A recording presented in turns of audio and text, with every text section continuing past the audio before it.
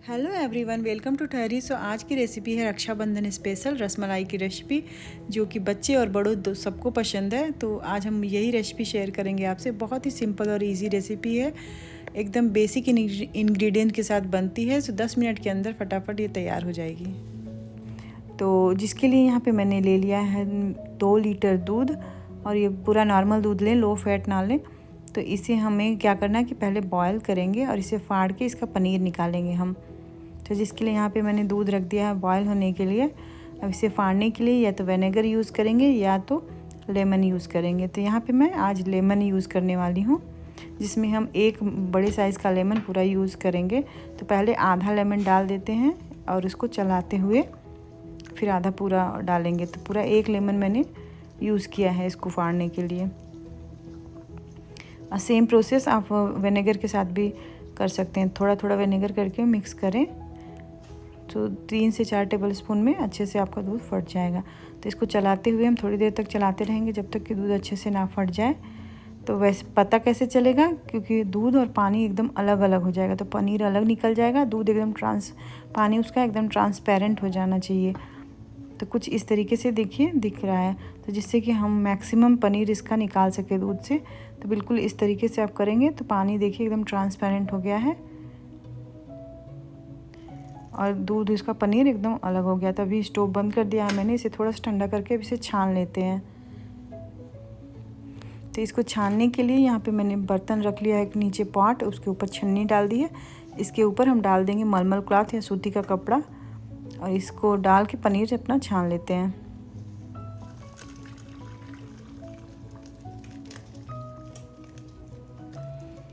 तो लेमन का जो भी अगर टेस्ट हल्का फुल्का फ्लेवर है तो उसको ख़त्म करने के लिए हम इसे 1-2 पानी अच्छे से ऊपर से ठंडा पानी से वॉश कर देंगे, जिससे कि पनीर भी हमारा अच्छे से ठंडा हो जाए।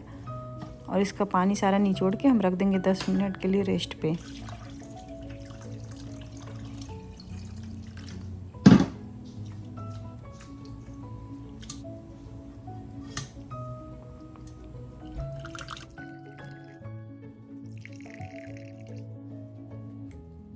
तो 10 मिनट के बाद यहाँ पे पनीर हमारा ठंडा हो गया है। अब चलिए इसकी मालिश कर लेते हैं थोड़ी सी।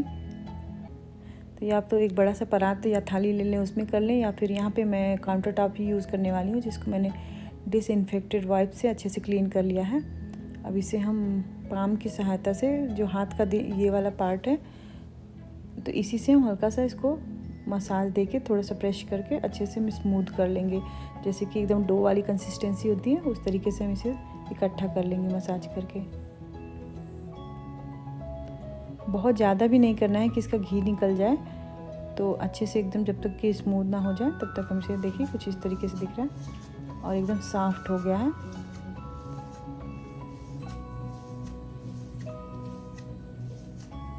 तो इसे अच्छे से इकट्ठा कर लेते हैं और इसकी छोटी छोटी बॉल्स बना लेंगे, जैसे लोइयाँ बनाते हैं रोटी की, उस तरीके से छोटे छोटे बॉल्स बना लेंगे। मैं यहाँ पे छोटे साइज़ का यूज़ कर रही हूँ, आप अपने हिसाब से छोटा बड़ा कैसे भी जो भी बनाना चाहते हैं, जिस तरीके से उस तरीके का शेप दे दें। इस तरीके से बाल बना के इकट्ठा कर लिया है। अब इसे हम रसमलाई का शेप देने के लिए पाम के बीच में डाल के हल्का सा प्रेस कर देंगे बिल्कुल, और इसका एजेस थोड़ा सा चिकना करके इसे तैयार कर लेते हैं। देखिए यहाँ पे हमारी रसमलाई एकदम रेडी हो गई है। इतनी सिंपल और इतनी इजी रेसिपी, तो आपको हलवा से भी ज़्यादा इजी रेसिपी है ये। अब यहाँ पे मैंने 2 से 3 इलायची कूट के रख ली है। अब एक कढ़ाई में हम थोड़ा सा पानी डालेंगे, जिसमें से मैंने 1.5 कप पानी लिया है। अब इसमें कुटी हुई इलायची डाल देंगे और इसे बॉईल कर लेते हैं। और फिर इसी में हम अपना डाल देंगे रसमलाई के टुकड़े जो हैं।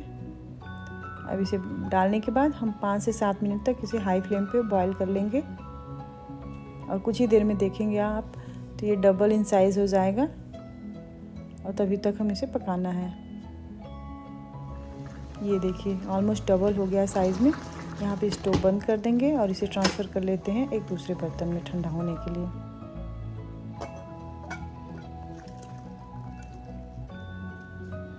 और यहाँ पे हम ड्राई फ्रूट्स तैयार करेंगे, काजू पिस्ता बादाम, 2-3 इलायची डाल के इसका पाउडर बना लेते हैं।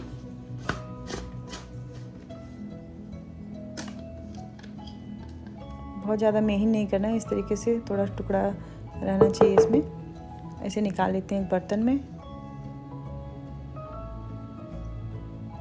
और यहाँ पे हम थोड़े से दूध में केसर भिगो के रख देंगे, जिससे कि रसमलाई का टेस्ट और भी अच्छा आता है।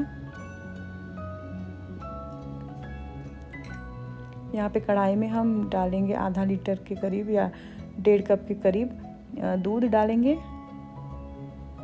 और इसे बॉईल कर लेते हैं। तो दूध हमारा उबल गया है यहाँ पे। अब इसमें हमने जो भिगो के रखा हुआ था केसर वो डाल देंगे और ड्राई फ्रूट्स का पाउडर जो है वो भी डाल देंगे और शुगर डाल देंगे अपने टेस्ट के अकॉर्डिंग। तो यहाँ पे आधा कप मैंने शुगर यूज़ किया है। अब इन सबको डाल के अच्छे से थिक होने तक पका लेते हैं। अच्छे से एकदम थिक हो जाना चाहिए, बिल्कुल रसमलाई वाली कंसिस्टेंसी जिससे होता है। अब यहाँ पे हम इसको पोर कर देंगे इसके अंदर। यहाँ इसका पानी मैंने निचोड़ के निकाल लिया था।